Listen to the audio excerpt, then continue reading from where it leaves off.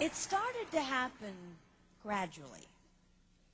I would walk into a room and say something, and no one would notice.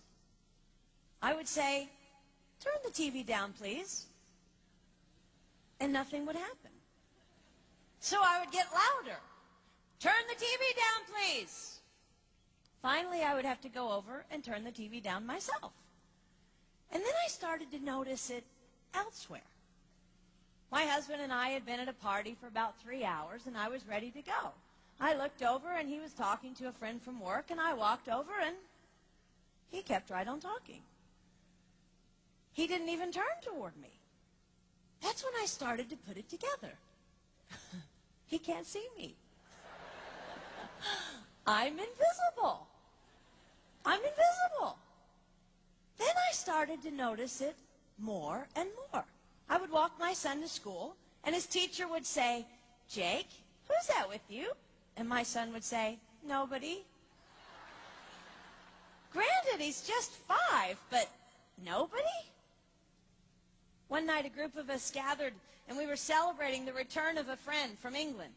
Janice had just taken this fabulous trip, and she was going on and on about the hotel she stayed in.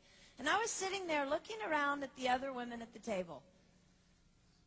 I'd put my makeup on in the car on the way there. I had on an old dress because it was the only thing clean, and I had my unwashed hair pulled up in a banana clip, and I was feeling pretty darn pathetic. And then Janice turned to me, and she said, "I brought you this." It was a book on the great cathedrals of Europe. I didn't understand. And then I read her inscription. She wrote, "With admiration for the greatness of what you are building when no one sees." You can't name the names of the people who built the great cathedrals. Over and over again, looking at these mammoth works, you scan down to find the names, and it says, "Builder, unknown, unknown, unknown." They completed things not knowing that anyone would notice.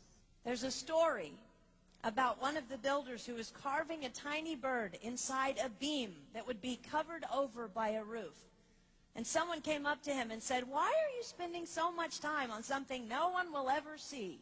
And it's reported that the builder replied, "Because God sees." They trusted that God saw everything. They gave their whole lives for a work, a mammoth work, they would never see finished. They showed up day after day. Some of these cathedrals took over 100 years to build. That was more than one working man's lifetime. Day after day. And they made personal sacrifices for no credit. Showing up at a job they would never see finished, for a building their name would never be on.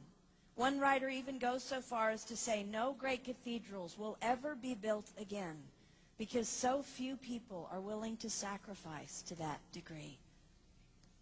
I closed the book, and it was as if I heard God say, "I see you.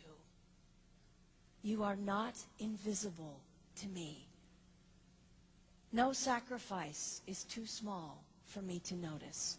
I see every cupcake baked, every sequin sewn on, and I smile over every one. I see every tear of disappointment when things don't go the way you want them to go.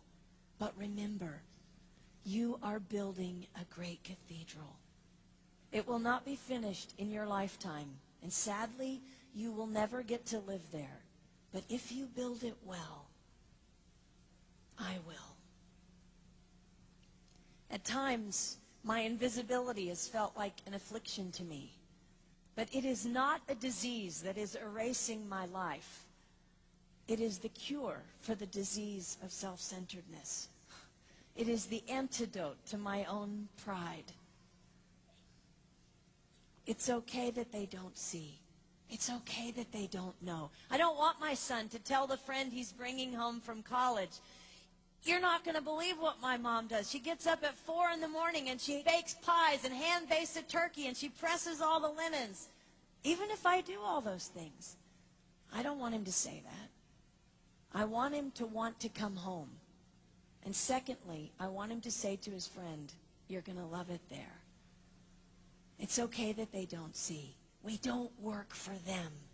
We work for him. We sacrifice for him.